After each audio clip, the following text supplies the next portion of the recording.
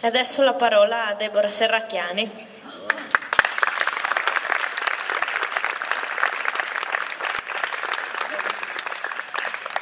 Vi ringrazio per l'invito e mi scuso per il ritardo, ma il precedente impegno si è prolungato e quindi sono in ritardo, ma insomma il tempo pare che ci assista. Ho apprezzato molto il discorso che ha fatto il candidato sindaco, perché finalmente mi trovo a parlare d'Europa in un contesto, quello della campagna elettorale, che mi porta sempre di più a parlare di tutto tranne che di Europa. Non so se rientro nella categoria dei nani o delle ballerine, ma comunque spero di essere una terza categoria, se mi è possibile. No. Ho capito e ho apprezzato anche questo tipo di discorso, che mi pare interessante. Tra l'altro ieri sera mi è stata posta un'ulteriore categoria di soggetti, che è quella della candidata civetta.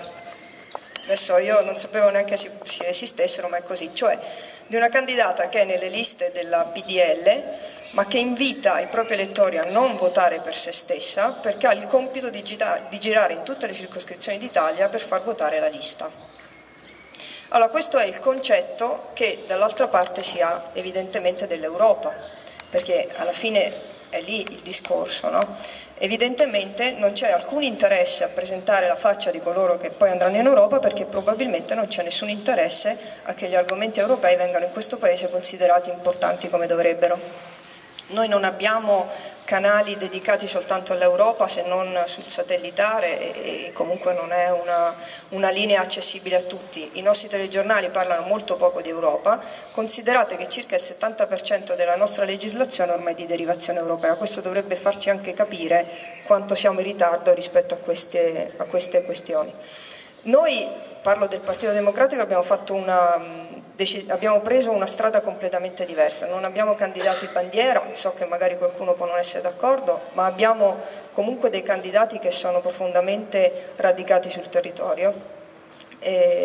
Posso parlare per me perché vi porto la mia esperienza.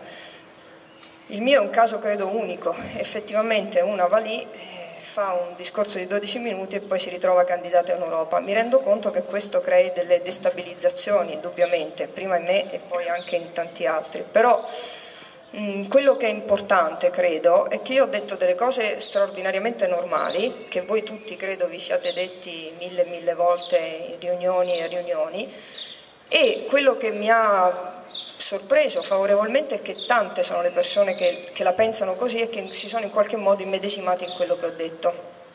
Che poi questo sia arrivato anche al cuore del nostro partito e che sia stato raccolto come segnale di rinnovamento, come voglia di presentare facce diverse in Europa, chiaramente a me fa piacere. Io ho accettato per due motivi. Prima di tutto perché me l'ha chiesto il territorio. Il Friuli Venezia Giulia è l'unica regione che ha riunito tutti i circoli regionali affinché i circoli regionali dessero i nominativi delle persone da candidare in Europa. Io credo che questo qui sia già un segnale fondamentale, a prescindere poi da chi in Europa viene indicato.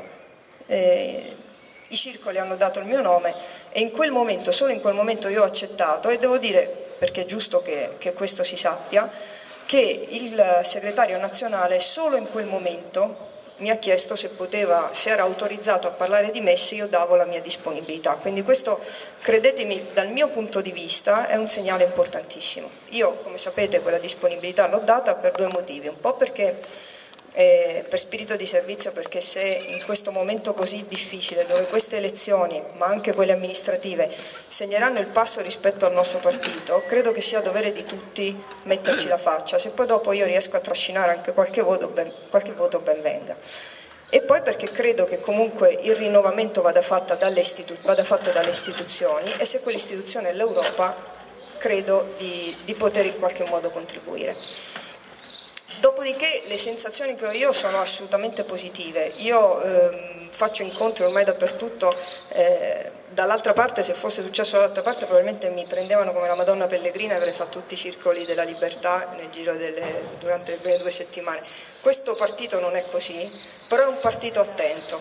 ci sono tante persone che vogliono tornare a parlare di politica. Noi per tanto tempo abbiamo parlato di statuti, di regolamenti, di come organizzarci, era giusto che si facesse anche questo, però credo che adesso sia giusto anche tornare a parlare di politica e i segnali che io colgo sono dei segnali positivi, si avvicinano veramente persone anche non necessariamente del Partito Democratico, potrei individuarli come persone di centrosinistra, che hanno voglia di rialzare la testa e questo è un segnale assolutamente dal mio punto di vista positivo. Io credo che dobbiamo, visto dove siamo arrivati purtroppo, dobbiamo porci, almeno io ho questo obiettivo, quello di riconquistare i luoghi, perché credo che il centro-sinistra li abbia persi, penso alle fabbriche, penso alle piazze, penso al volantinaggio, penso al porta a porta, luoghi che ci appartengono e che abbiamo in qualche modo dimenticato nella convinzione che si dovesse fare dell'altro.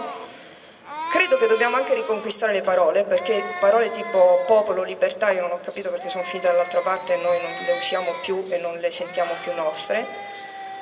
E credo che questa campagna elettorale, che è così importante per noi, ma per tutto il centrosinistra, non parlo solo del Partito Democratico, sia veramente l'occasione per tornare a rialzare la testa.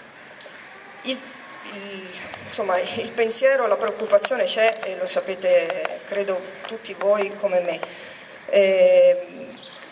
Però, come diceva il sindaco, appunto, è vero, dobbiamo parlare di Europa, giustamente, parleremo di Europa ed è giusto che sia così, però dobbiamo pensare anche alle amministrative, perché noi il giorno dopo conteremo anche le province e i comuni che sono rimasti nostri o che sono passati dall'altra parte. Sarà un conteggio non facile, ma che sarà molto importante. Io in questi giorni ho fatto delle iniziative con Davide Zoggia, che tra l'altro veramente è una persona meritevole rispetto alla quale che ho sottoposto a una verifica sul campo, gli ho chiesto effettivamente, voi sapete io sono consigliere provinciale per cui so quelli che sono le competenze della provincia e gli ho chiesto effettivamente di dirmi quello che aveva fatto, quello che pensava di fare eccetera e sono assolutamente convinta che quello sia il candidato giusto al posto giusto. Credo che abbia fatto un ottimo lavoro e l'idea che questo lavoro possa essere vanificato da una vittoria che è assolutamente un'eventuale vittoria, che spero non ci sarà, di un candidato che non mi pare all'altezza, credo che sia una cosa che dovrebbe preoccupare tutta la provincia di Venezia.